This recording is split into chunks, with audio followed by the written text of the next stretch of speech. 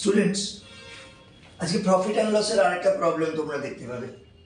বলছে একজন শপকিপার 20% ডিসকাউন্টে একটা জিনিস বিক্রি করছে, বই বিক্রি করছে।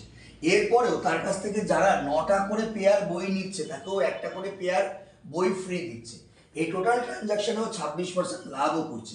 প্রশ্ন হচ্ছে কেনা দামকে কত পার্সেন্ট বাড়িয়ে ও ধার্য মূল্য বা মার্ক প্রাইস ফিক্স করছে।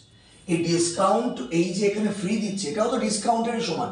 এই ডিসকাউন্ট পার্সেন্টেজটা বার করতে হবে, কারণ একটা ডিসকাউন্ট পার্সেন্টেজ 20% আমার কাছে আছে, আমার সেকেন্ড ডিসকাউন্ট পার্সেন্ট দরকার। 9টা বইয়ে 9 জোড়া বইয়ে 1 জোড়া বই ফ্রি দিচ্ছে, তার মানে দোকানদার দিচ্ছে 10 জোড়া বই, তার মধ্যে 1 জোড়া ফ্রি। তার মানে এখানে পার্সেন্টেজ কত? 1/10, মানে 1/10 মানে 10%। তার মানে এখানে একটা 10% ডিসকাউন্ট দিচ্ছে। তাহলে ওভারঅল ডিসকাউন্ট কত? 20% এবং 10%-এর সাকসেসিভ তোমরা জানো 28% ডিসকাউন্ট হয়। অর্থাৎ দোকানদার মোট 28% ডিসকাউন্ট দিয়েও কত পার্সেন্ট লাভ করছে? 26% লাভ করছে। এমপিসিপি রেশিও কি জানি? মার্ক প্রাইস আর কস্ট প্রাইসের রেশিও হয় 100 প্লাস প্রফিট, প্রফিট 26%।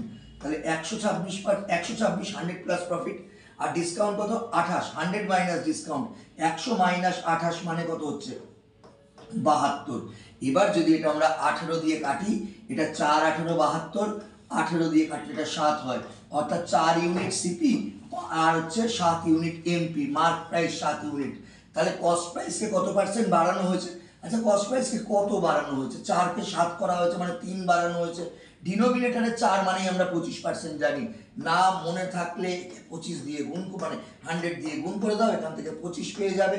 25 3 75%, অর্থাৎ কস্ট প্রাইসকে 75% ইনক্রিজ করে মার্ক প্রাইস ফিক্স করা হয়েছিল। Thank you.